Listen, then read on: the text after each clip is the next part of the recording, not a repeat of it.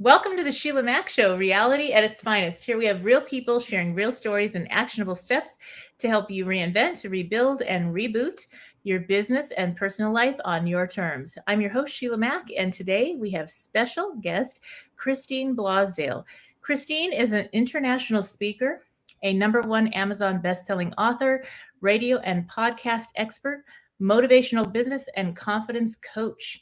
Christine is globally recognized as an expert in marketing via radio, podcasting, and YouTube, and can be found at christineblasdale.com. All right, Christine, welcome to the show. Thank you, Sheila. Thank you so much. I'm very honored, actually. And I'd like to start this show off by this show actually came about through my new best-selling book, Bootstraps and Bra Straps, the formula to go from rock bottom back into action in any situation. I wrote it right before the pandemic came about. Wow. And, good timing. and the crystal ball was working. I was like, okay, we need to reboot things. And I couldn't even fathom all that's going on our planet right now. I believe the universe is conspiring for our highest and best good. I'm sticking with that, whatever that is. So I love to start off with asking if you have a time in your business or personal life where you experienced a tough situation and how you got back on track. Well, this has happened a couple of different times in my life where I'm going full steam ahead.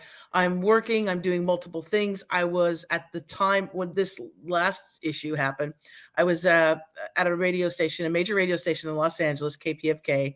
Mm-hmm. And I am a multi-million-dollar fundraiser, right? So I have a little bit of a gift of being able to know what people want and need and convey that to them. And so I was raising funds for this major station in Los Angeles. And I was doing my podcast coaching business. I had clients all around the world, and I was just going full steam ahead. And on a particular day, an accident happened and I broke my leg in 2 places. Oh, wow. And it was something that was quite devastating to me because I was all supposed to be on my way in just a few short weeks to Australia to be with my wife. And so the idea that I could not do those things that I wanted to do, and I'm a multitasker, I'm an overachiever when it comes to doing things, was really shocking to me. And at first I had that kind of poor me, why me type thing. And being a conscious entrepreneur, I was able to turn that around and really be in a space of receiving. And I'm not used to receiving. I'm used to being the giver, right? Mm-hmm. I'm the one who fixes everything and makes sure everybody's okay. And it really put me into a position where I had to rely on other people. And the great lesson that I learned from that was not only that I needed to receive and experience that, but also those other people who were giving to me and helping me, they needed to experience that as well. Mm-hmm. And so I was able to kind of wrap my head around that whole tragedy. Yes. And come back out also with great insight, as well. These things do happen for a reason. Yeah. That was my reason. I think it was this universe saying, you got to slow down, girl. Mm-hmm. Yeah, I really believe that in life, sometimes we get a little nudge from, the universe, Mother Nature, whatever. It's like, okay, sweetie, get back in line. And then no, we don't listen. Boom, we get a slap. We don't listen and something else shows up until finally we're like, okay, I think there's something to this. Maybe I should listen. Maybe I should slow down or change courses and direction in life. And when we're on the right path or alignment with who we are and what we believe, then things show up and it's easy and we don't get those nudges and slaps anymore, because that was really a blessing in disguise, I guess. Absolutely. I see it. Yes. And so, wow. And unfortunately you had to have the leg broken in 2 places to. The leg broken in 2 places, several surgeries. And then months later, an infection, it was, you name it, it was going on. And it's also because being rock solid, a lot of it is about being rock solid on your feet, on your legs. And at the time, there were so many things in the air. I mean, I was nailing that. That wasn't a problem with my clients and my job. But there was all this other stuff that was just kind of up in the air. And so also that helped me get really grounded Yeah. and to know what I want in my life and what I don't want in my life. Mm, And so that's what I encourage anybody that's watching this or listening to this, is that in things in life, and sometimes it's a major breakup with someone, you know, your heart gets broken or your legs get broken, yeah. that there is a purpose for this. And when you're able to just sort of flip the script a little bit, instead of saying, woe is me, this Mhm. sucks, uh, flip it a little bit and say, okay, I needed this. And thank you for breaking my leg. Right, right. There's an empowerment that shows up when we don't blame the Totally. situation, person, place, or thing, and we take responsibility for what we can do and can change. That that it's like that situation doesn't own us anymore. Yes, We're in charge. We own it, and that's when it disappears. And definitely. Oh, you speak my language, Sheila. You got it. yeah, that's one of those things. And I know for me, whenever I have something happen in my physical body, I'll go and I'll look up Louise Hay and I'll look up her, like, why is this Yep. manifesting? And holy smokes, it's like right on point. And Yes, and the awareness of it, just the awareness of this is really what's going on. exactly. And then it kind of goes away. Yep. So yeah, that's great. And I'd love to hear how you got into the podcasting and radio and all that whole movement. How did that show up in your life? Well, I got into radio originally in a very strange time. I used to work for this little outfit called America Online. I don't know if you remember it, but it. Mhm. America Online was everything, and as far as being online, and they used to have communities. They actually used to have real people in their expert in their field do columns, and so I had a column called the Daily Fix. Although I wrote through a cartoon character called Beatbox Betty, I didn't write through as Christine. I wrote through this character, Mhm. and it was Mhm. a very popular entertainment column, kind of a gossipy, head hopper type thing. And I was interviewing celebrities and doing that whole thing, going to premieres and blah, blah, blah, blah. And then 9/11 happened. Ah, And it was like as if something just hit me in the face and said, who cares really who Britney Spears is dating, or who Angelina Jolie is with, or what some celebrity is wearing? Who really cares in the great scheme of things? And it really made me stop and think. And I was just listening to, shortly after 9/11, I was listening to the radio. I was channel surfing, as you do. And when I was listening, I heard this really unusual radio station. And it wasn't like an NPR or anything like that. It was real people just saying, hey, you know what? We need to take a look at our policies in the Middle East. And I was like, whoa, that's refreshing. What is that? yeah. We have policies in the Middle East. I didn't know anything. And so I actually went into the radio station. I just drove there, walked in, said, I just want to thank everybody. Can I tell everybody that I see thank you? And the Mm, guy at the front desk was like, okay. yeah. And I walked around and I was just saying how grateful I was for everyone that was working. It was a community nonprofit radio station, so there's Mm, no commercials. And I just said, thank you. And lo right. and behold, somebody says, so what do you do? And I was like, Mm, well, I write for AOL, blah, blah, blah, blah. And they said, you know what? You should volunteer. nice. And I felt that pull, when an Mhm. something happens, an opportunity, and you get the goosebumps and all that, those recognition. I got goosebumps right now. Wow. Yeah. Um, yeah, I got major ones. When you have that moment and you say, my heart says yes, but then the rationality of, this is free labor. I'm not going to Mhm. volunteer. I just went with it. I just left and jumped on it. And in a couple weeks after volunteering there just for a couple hours, an opening happened. It was one of those weird things. And Yeah. so I started my career in radio, and that was 20 years ago. My Uh, yeah, and I was at the station for 20 years, and podcasting just became a natural part of it because, Mhm. as you know, with radio, it's a bit terrestrial. So once you if you have a great interview, you do the interview, it's out into the airwaves, and it's really pretty much gone. It's like it's out there and done. And I wanted to have a way where I could talk to people about the things that I was interested in, and Yeah. no one would edit it. No one would say, "Oh, you're going a little too off this, you're talking about things that are a little too controversial." So I decided to create my own podcast, Out of the Box with Christine. Nice. And that was about 6 years ago. Yeah. Mm-hmm. And Yeah. now I teach people how to create their own podcast, how to be a good host, Mm-hmm. and also how to get, of course, how to get booked on podcast shows and radio as well. Yes, there's a big learning curve for sure with it all. I had a real estate radio show years ago that did very well. And then with all my kids and traveling, I have 6 children. I adopted 3 and 3 of my own. So that's a big Wow. family. So it wasn't the season to continue after those few years. But I got back to it and got invited on the show after being a guest on somebody else's show. And it was really interesting.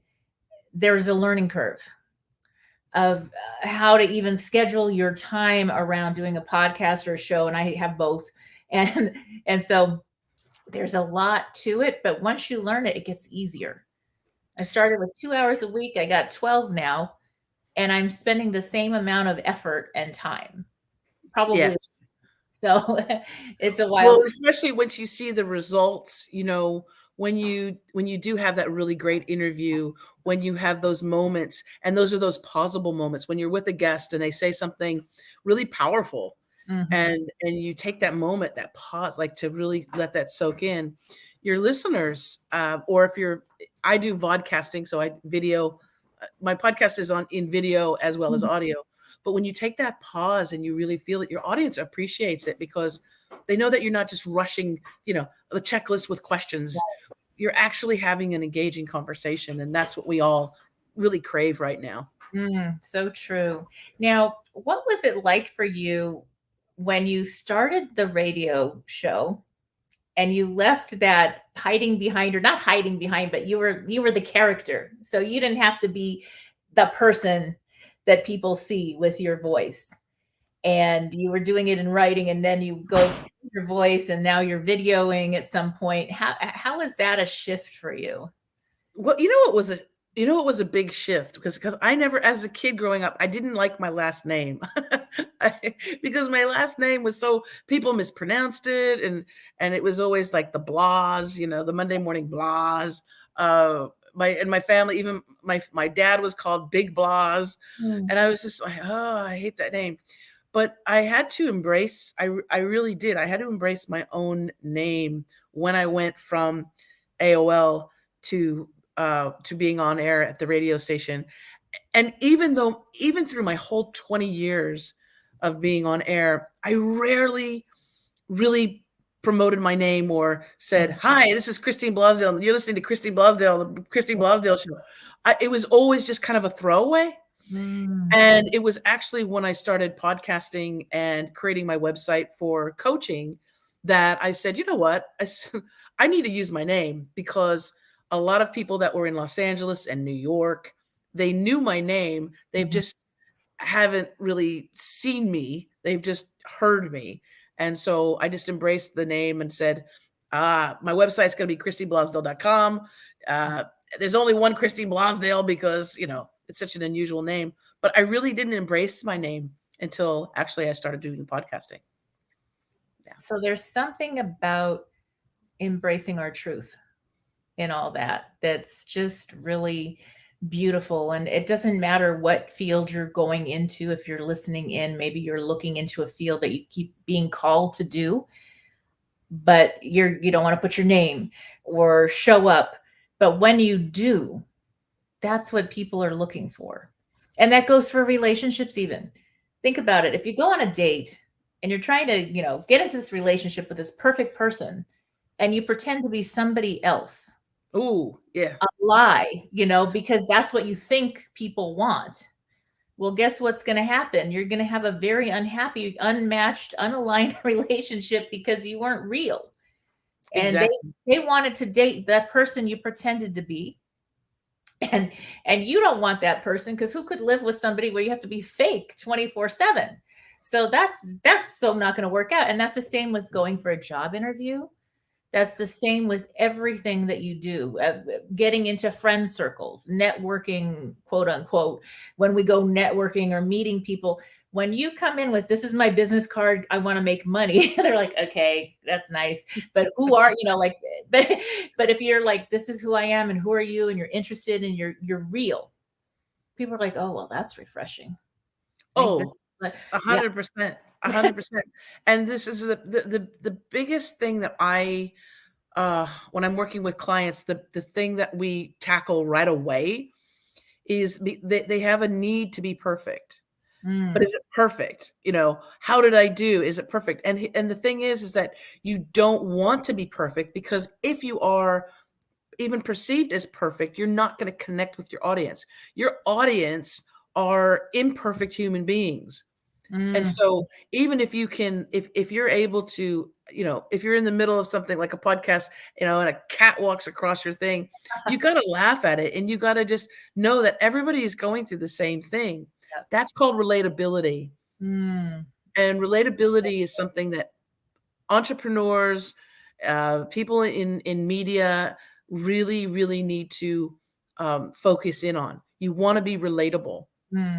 Because if you're relatable, people will listen to you. And if you're a writer, they might read your book, they might get your book. Or if you're a coach, they might actually give you a call and say, you know what, I want to work with somebody who's real. Yeah.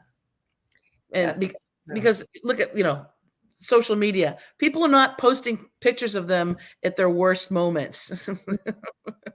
Boy, Right? those are the ones they're gonna have to pay double for. I got a lot of those reels, but that is true. It's something I always say, I love my wildly imperfect, beautiful, authentic life, because it's never perfect, but it is what it is. And I'm okay with that. But I'm really honest about it, in the sense that, if somebody asks, I share so much on the show and in the book and everything else, that it's like, well, it's right there. It's outside on the front lawn. If you have any questions, anything you want to gossip about, it's already there. So I'm not worried about that. And I think that it's relieving. Oh yeah. Other people, because they're like, oh, thank goodness, I don't have to put on this facade. Like, if I have friends come over and I haven't cleaned the house perfectly because I had to do 14 hours on a project or whatever, I'm going to tell them, well, if you love me, you can come in. And if you don't, then you get to stay out. So, if you want to clean it, you can go for it. Well, and you have to think about it too. Like, who are we trying to impress? Yes. Right. So that ideal of perfection, and what is perfection? To me, perfection is being imperfect.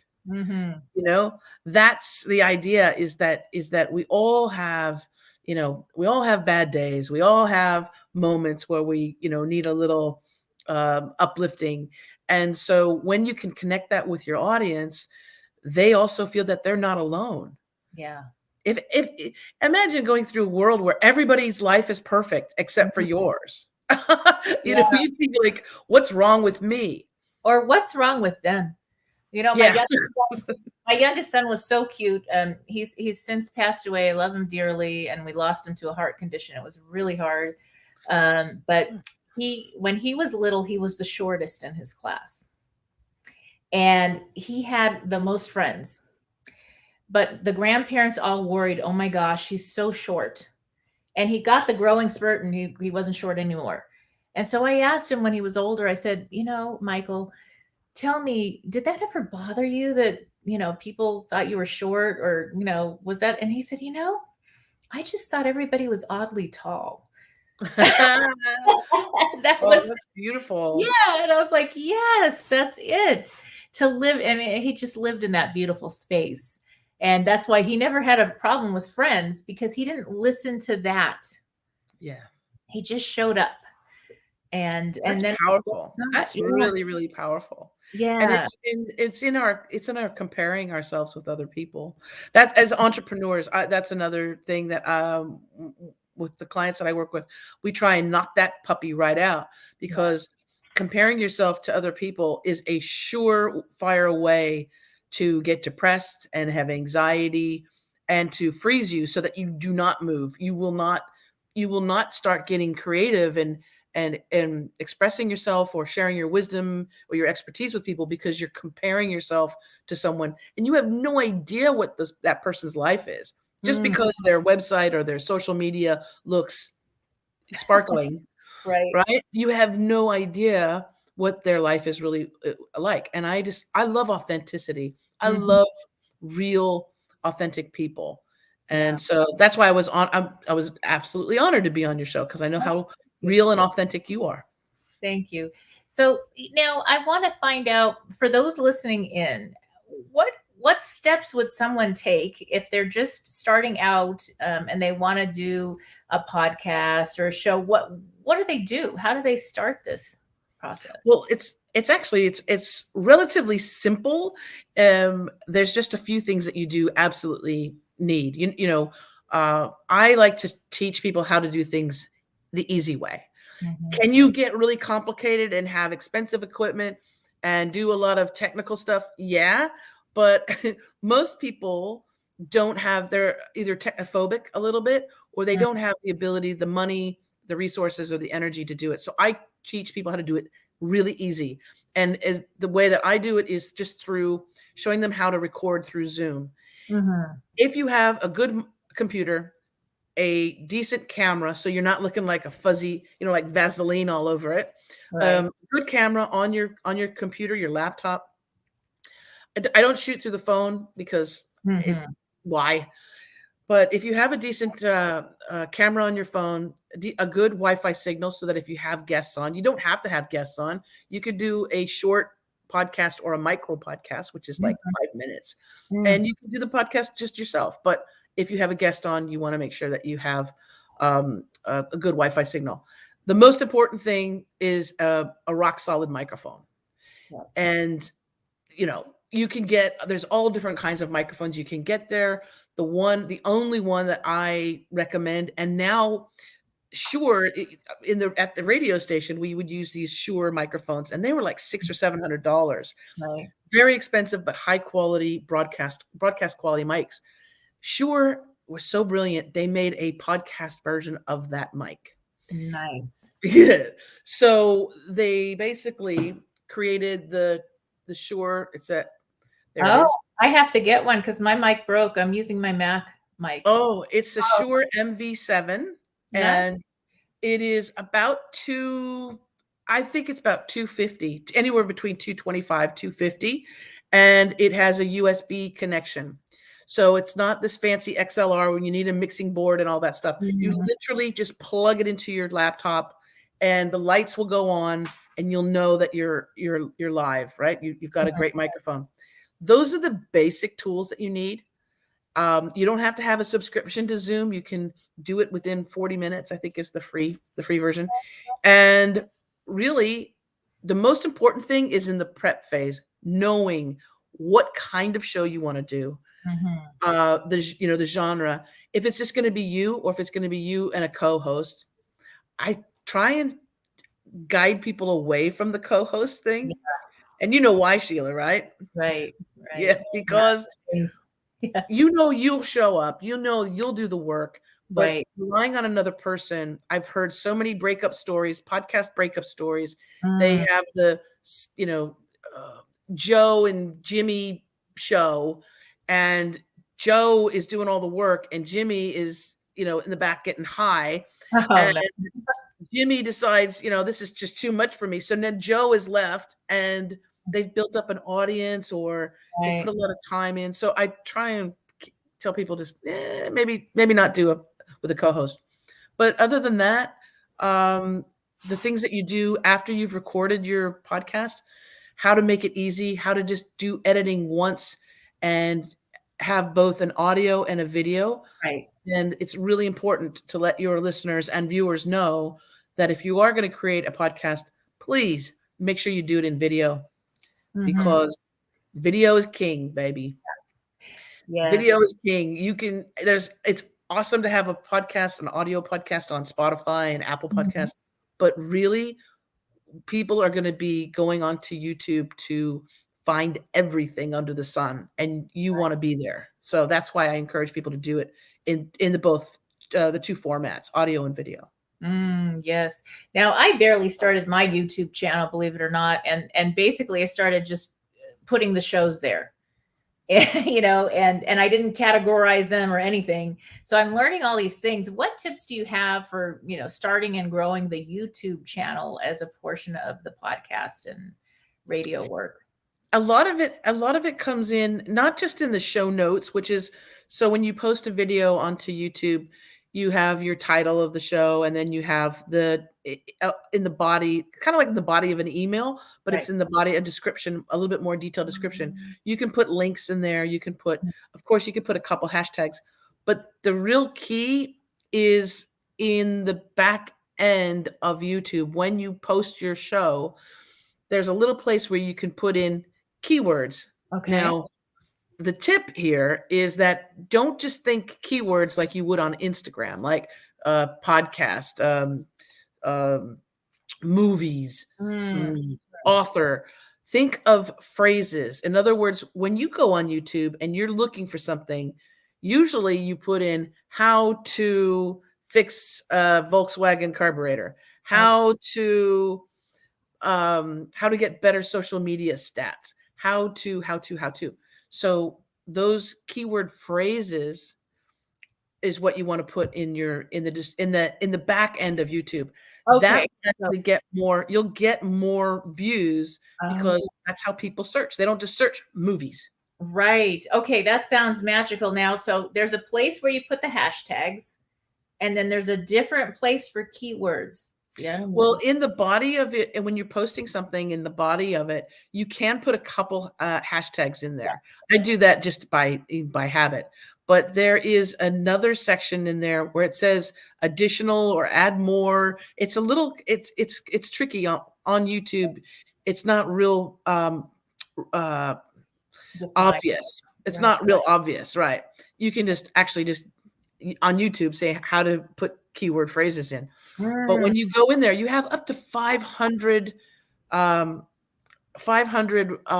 letters, I believe 500 spaces. Yep. Characters. And most people don't know about it. They don't put them in there. And that's where you really want to. So I did a show recently. My last podcast was about narcissists and how to survive narcissists, right?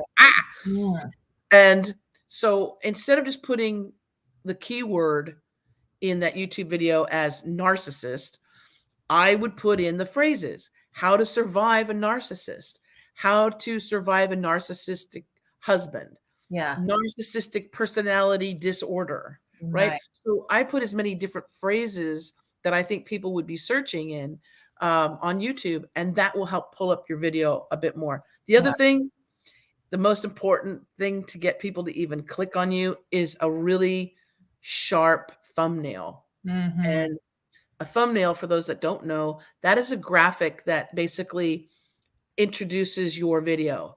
And that is what they're scrolling on YouTube, and they're going to see an image. That image is what they're going to be moved to click on so that they can actually hear your show and hear your the guests that you have on. That's really key. And there's a whole art to that. I mean, there's a whole art to that. But Canva will be your best friend. Yes. I love Canva. Love it. Yes, definitely. I'm the Canva Pro. I signed up for the Pro now, and it's totally worth it. Very affordable. Isn't it? Yes. It does everything. So it does everything. You could do videos. Yep. You can do videos. You can do workbooks. You can do all kinds of stuff. And you can repurpose your content. And this is the most important thing, is that when they start talking about doing a podcast, I say, don't just think of it as a podcast. Think of it as a business builder. In other words, use your podcast to promote your coaching or your business. That's great. But think of that each episode, you're going to repurpose it. Repurpose it into an ebook. Repurpose it into a course, a module in a course. Repurpose that baby, that bad boy, to offer people more content from you, because you've already done it. Yep, exactly. You're saying exactly what you would write, and usually better because you're not thinking about it, Yes. you're just saying things. That makes sense. Now, how do you transcribe? Do you go to an automatic transcriber where you pay, or do you have the free transcription program that you use? I've only, you know what, because my schedule is so crazy I have produce two podcasts, and I have group coaching clients and one-on-one coaching clients. So I am Mhm. so busy basically just producing the content. I Right. don't do that many transcripts. Every now and then I will, depends on the guest. And I like Descript. Descript. Uh, Descript, yeah, I like that because it's relatively easy, and I've found that the mistakes are very rare when it comes to understanding what the words are said, the transcriptions, and Right. then you can actually put that on your video as well. Yeah. Having a closed captions, or captions basically being on the screen, especially on YouTube, is really good because a lot of people, they'll watch a video without the sound. I know that sounds crazy, but sometimes people are at work or they're in and they're somewhere and they'll watch the video with the sound off. Mhm. And so if you have that text, the captions, that helps quite a bit. But I like Descript. There's others. There's Descript. our Now, what is that? Is that something, how does Descript work? Descript, Descript or? Okay, Descript, Descript, I okay, believe. And it's just, you could basically go there online. And I believe you have to do have to download it onto your computer. It's a little bit of a large program, okay. but there are so many, let's put it this way, there's so many things that you can do with Descript. I've only scratched the surface with just doing my transcriptions, but Okay. it's literally, you put in the show, you upload. I believe you can do, you can either do video or you can do the audio file, but it in a couple minutes has transcribed your whole podcast. Oh, wow. And you're not paying all the time to have somebody. It's really like a one-time purchase or monthly or. It's, I believe, see, they give you a couple hours to test it out, which is what I like. And if you have a relatively short podcast, you could probably get a lot of shows done before having to pay for it. But I'm right now just using the free version, Wow. and I get a special file that YouTube will understand is a transcription file, and so Mhm. it matches it to your video. It's beautiful. And Wow. then also, though, you can also take that and turn it into a text document or a Word document if you wanted to, and then you can add that as a blog feature, or if you wanted to also create it as a booklet yourself. Right. I have one client she's doing her podcast as each episode is a chapter in a book, and she's interviewing amazing women.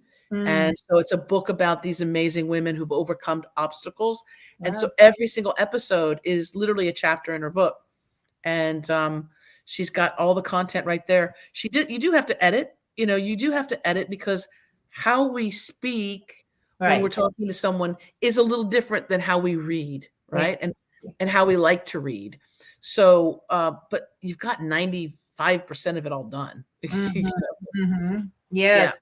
Great. So all that content that I have, I have to go and do that for sure.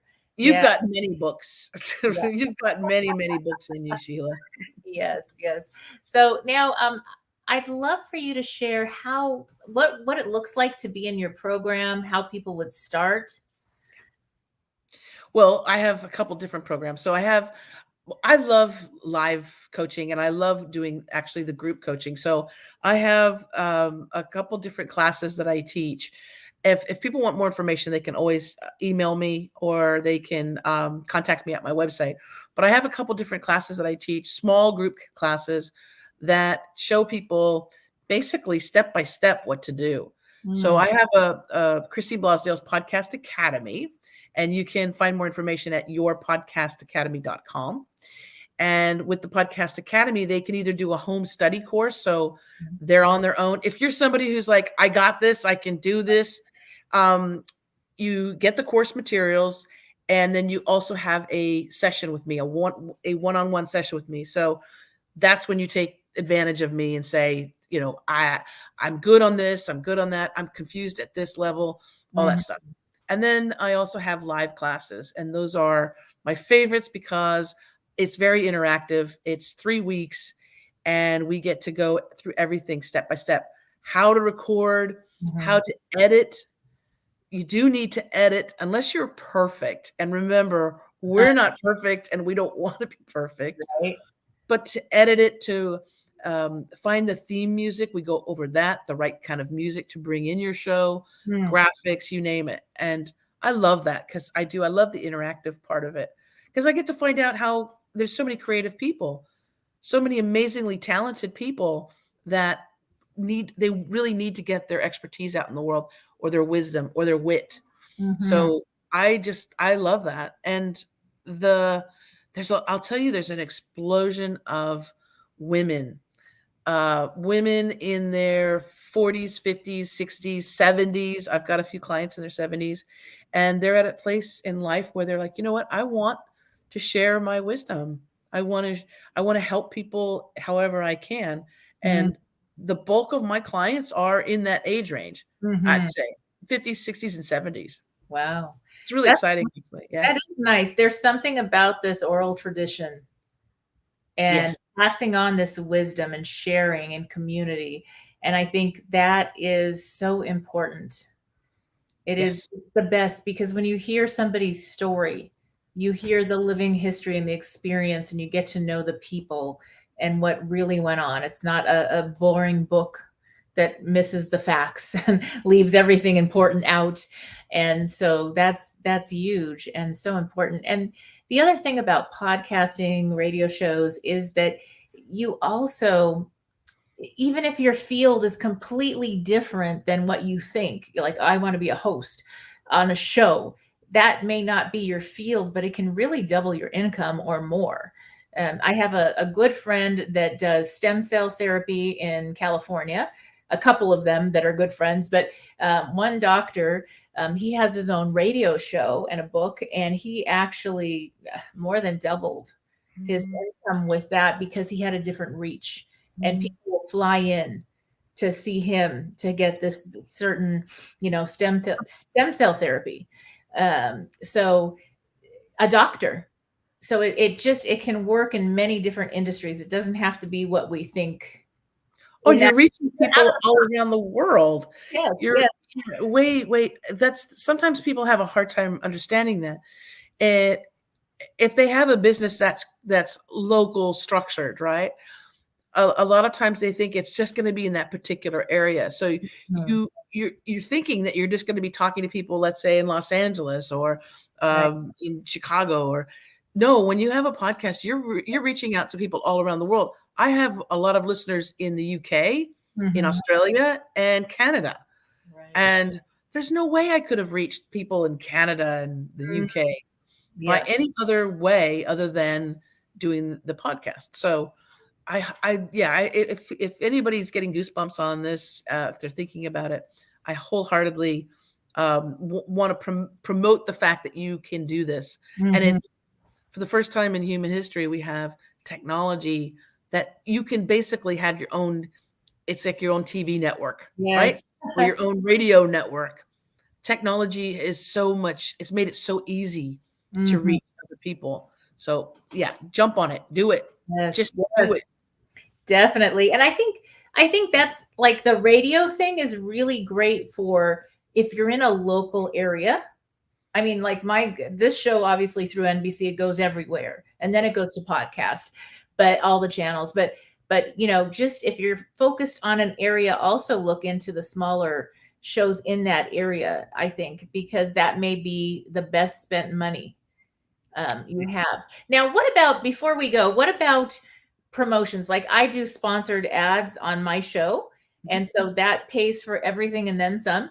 And I started that pretty early on. I think I was maybe 3 months into my show, and I started having lower paying sponsors and, that. So what do you suggest for that? Well, there's a few different ways that you can make income from your podcast, right?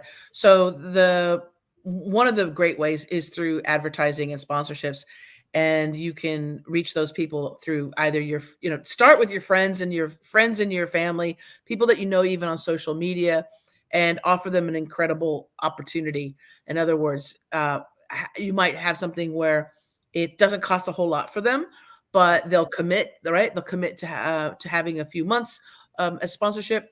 But a lot of times, because when you're first starting out, you don't have those numbers, right? You don't have that large audience that you can say, hey, I'm reaching 25,000 people every single day. So when you're first starting out, you might want to consider having your own little sponsorship ads. So if you are a coach or consultant, first of all, don't make your whole podcast show about your business, because it's an infomercial and people hate that. Yeah. You hate it watching those. I don't like watching those either. So you have your show, your program, you're talking to your guests, and then you can do a small ad about your business, about your coaching services, and insert it either in the very beginning or in the middle of your show or at the end of your show. Chances are our dropout rate, people will listen for a while and then attention span is short. Right. So you might want to get it in right away. So that's one way that you can promote your business. But I also really like the idea of creating webinars and masterminds and things like that. So if you're an expert in your field, create a webinar and invite your listeners to join you. You don't need to charge them to access this webinar. So if you're a coach, consultant, expert in your field, say, I'm on this day, we're doing this incredible 3-day webinar or multiple hour webinar, and I'm going to show you how to XYZ. I'm going to show you how to increase your social media hits. I'm going to show you how to double your money in crypto, whatever. Allow people to come for free. You'll get a lot of people that will sign up for that, and they want to meet you. And then in that session or in that webinar, then you could talk about your higher ticket offers, the things that you want to offer people. So if it's a class or if it's a one-on-one type session, then you can book them. People will rarely just buy from you just because you're selling something. Right. They need to get to know you. They need to be able to trust you. And by offering that free webinar or that time with you, then they get an opportunity to know, okay, you know what, I trust Christine, or I trust Sheila, and I would be willing to invest in them. So that's a couple different ways. There's quite a few different things that you can do. But now, just a recorded webinar or a live webinar, or have you seen the difference between the two? I like to do the live because I'd like to be very personalized. So I want to find out what they do. Yes. And as they're telling me what it is that they do, I'll have all kinds of different ideas. So I like that interactive capacity. And then that way people can also feel your energy and they know what kind of a person you are. That's the fun part for me. Yes. And that's true, because the clients, the audience, they tell you what they want. What do they want more of? What do they need? How can you serve them? And years ago, I had a gift store, and then I ended up with 5. And when I started, it was one way and one look. And a year in, it was completely what the people wanted in that demographic. And, there was an older demographic. So we played Frank Sinatra and Enya. And, it was a completely different, it was them. I was 23 years old, so I was definitely not Frank Sinatra and Enya, but that's where they were. And the things that they wanted to buy, I didn't want to buy. I mean, I didn't know anything about these. I didn't even know these things exist, this type of art, this, everything. And so it was a big learning curve, and it saves a lot of money when you can connect with your audience and hear the input. That's very important what you just said, because a lot of times people will say, this is what I want. And you won't be in business for too long if you're just going with what you want. You really need to know what your listeners, what your potential clients want. That's the whole thing.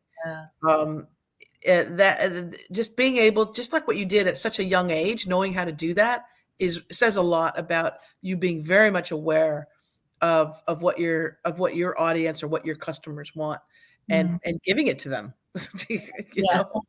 Yeah, and it worked. It was such a beautiful thing. So that's something that it saved me a lot of money. What didn't sell, I said, okay, we'll sell it at the swap meet, whatever, just get rid of it and get in what worked. And it was just listening, listening. Mhm. Sometimes the best people that walked into the store, you would think, oh my gosh, they never buy anything. They come in to talk. And then holiday comes and they would literally hand a list with a couple hundred people on it. Or, oh, I happen to, run this country club and I want you to get all the members gifts. Here's the list. And that's how that happened. So it was building the trust showed Yes. before the sales. Yes. And it was just easy. It just happened. That's So 100%. That's yeah. 100%. People, yeah, and especially right now, with everything, the economy kind of going on that roller coaster, what people are holding on to their money a little bit tighter. So you definitely need to be open to the fact that you may not make that sale today. Mm-hmm. You may not land that client today, but also your energy and how you speak to them and how you follow up with them Right. says a lot about you. Mm, And I find that that's when you leave that open and you say, you know what, when you're ready, or if you need to, reach out to me, you can.